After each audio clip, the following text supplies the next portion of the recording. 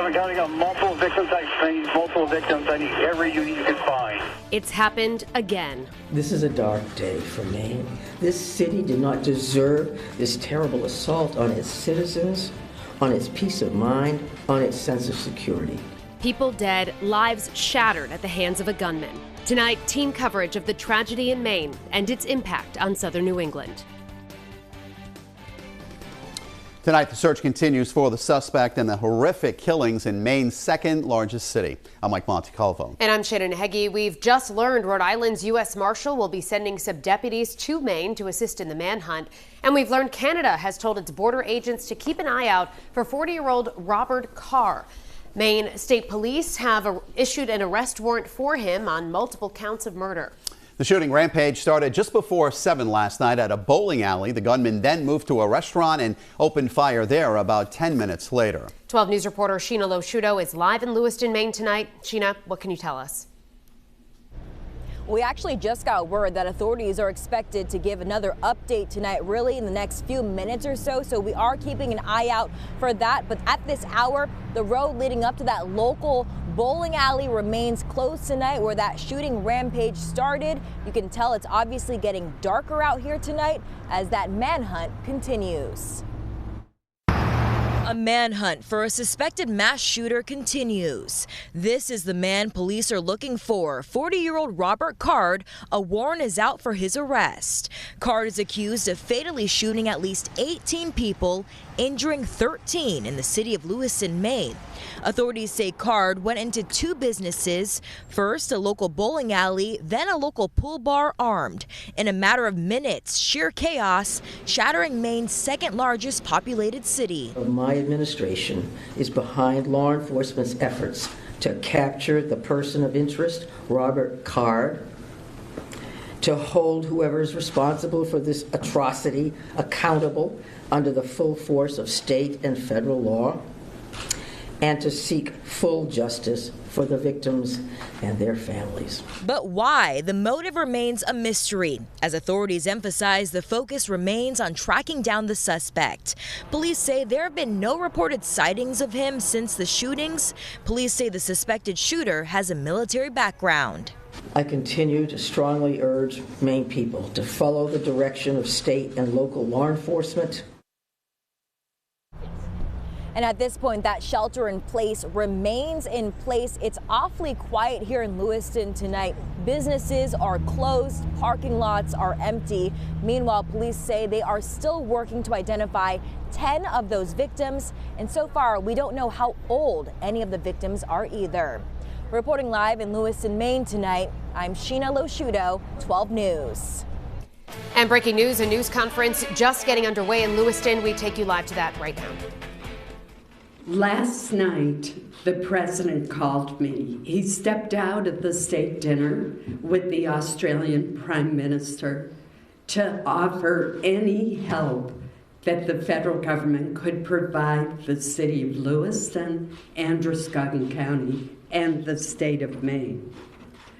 I also, at midnight, talked to Governor Mills, who has been a pillar of strength for our state.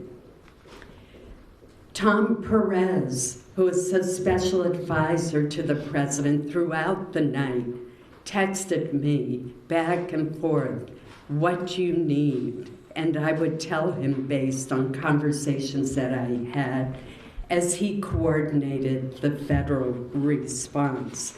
This morning, Secretary of Homeland Security, Mayorkas, called and offered help from his department. The Attorney General also called, along with Maine's own U.S. Attorney, to offer their help. Right before I came in. Again, Maine Senator Susan Collins talking about the amount of outreach from everyone across the country following the mass shootings in Maine. We're going to keep an eye on this press conference and bring you any developments from it. Tonight, we're hearing from a cousin of Robert Card. Michael Mercier says Card goes by the name Robbie. And Mercier said this when asked about his cousin's state of mind. Knowing true Robbie, it's just a lot going on in his head. He's got a lot of problems up in his head right now. One of them's schizophrenic.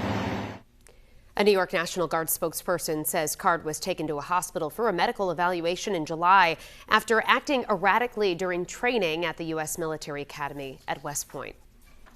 Both Rhode Island and Massachusetts governors have ordered flags to half-staff in honor of the shooting victims. Agencies from across New England are offering their help. 12 News reporter Adriana Rosas Rivera continues our team coverage. Adriana?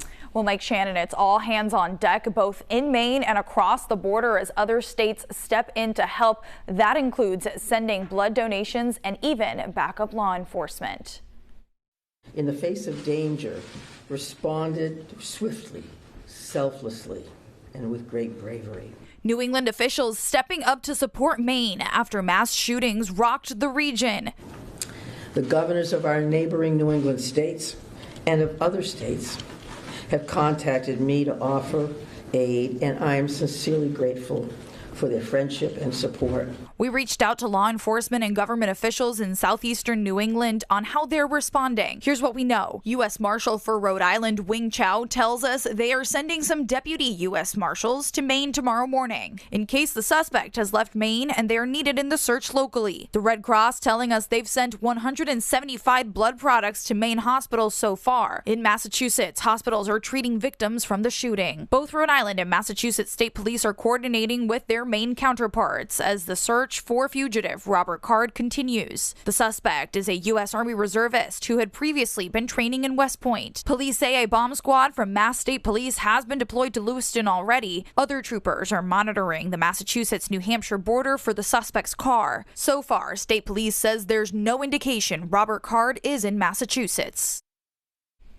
And a be on the lookout alert for a car possibly connected to the shooting was put out earlier today, but police later said that lead was unsubstantiated and they canceled the alert. Live in studio, I'm Adriana Rosas Rivera, 12 News. Adriana, thank you. And 12 News reporter Matt Paddock spoke with students and professors with local ties who right now are in the Lewiston area. And Matt joins us now live in studio with their stories and how they're navigating this devastating and traumatic situation. Matt? Mike Shannon, as Bates and Bowdoin colleges remain in lockdown, those who call Maine their home say it's hard to fully process the emotions and magnitude of such a major loss of life.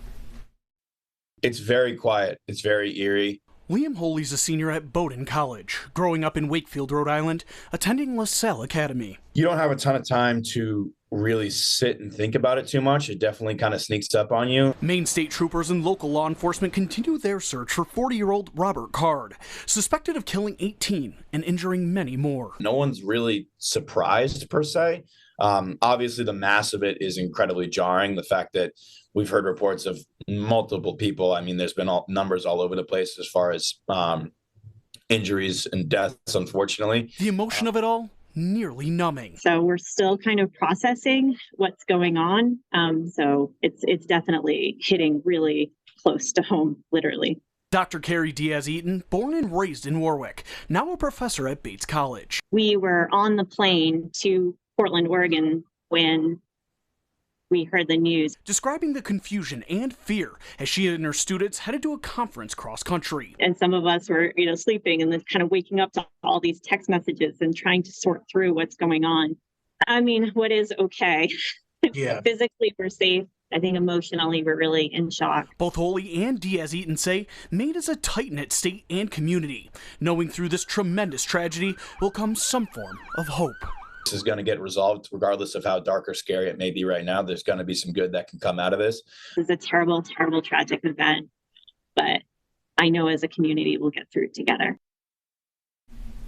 Bowdoin and Bates College remain locked down at this hour. Live in studio, Matt Paddock, 12 News. Matt, thank you. And 12 News will have continuing coverage of the Maine shootings on air and on WPRI.com. We'll have another live report from Lewiston at 6:30 and live team coverage tonight at 10 and 11.